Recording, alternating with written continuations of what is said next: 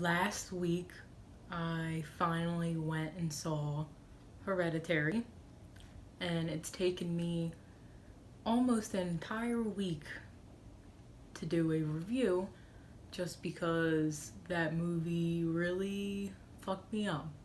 I didn't know much about it to begin with, but I wanted to go just because I heard it was interesting. I never watched a trailer or anything for it. This is definitely a slow burn film like The Witch. It follows the autopsy of Jane Doe and the Babadook.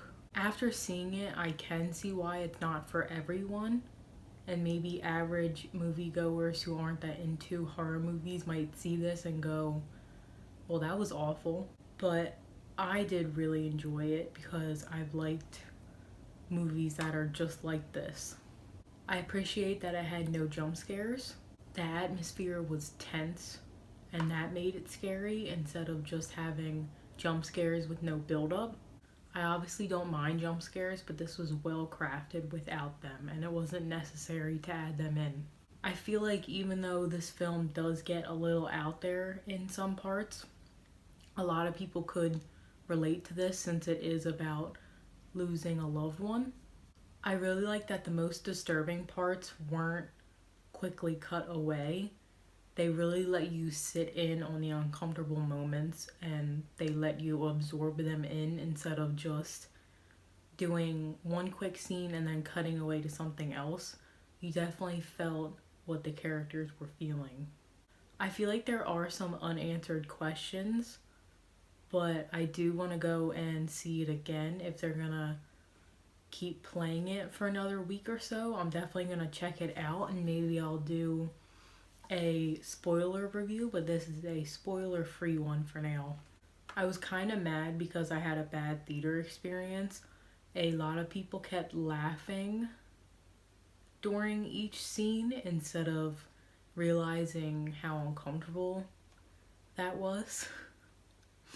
I mean, the theater wasn't packed wall to wall, but it was definitely a good amount of people in there. And they kept doing the tongue click thing that Charlie does, and they just kept laughing. So I can tell they weren't enjoying it, but it made me kind of disappointed at having a bad theater experience. I did see from a bunch of other people that went and saw this in theaters that they had almost the same exact experience. A lot of people are just laughing out loud instead of being considerate for other people. The acting was really convincing and good. Watching this family go through the grieving process was tough. And like I was saying, it does get a little bit abnormal. I'm not going to go into things further than that because it might spoil it if you do want to go and see it. I also love the cinematography. It was beautiful and just really well made. It played with light and making certain scenes that, like I said, will usually get cut away.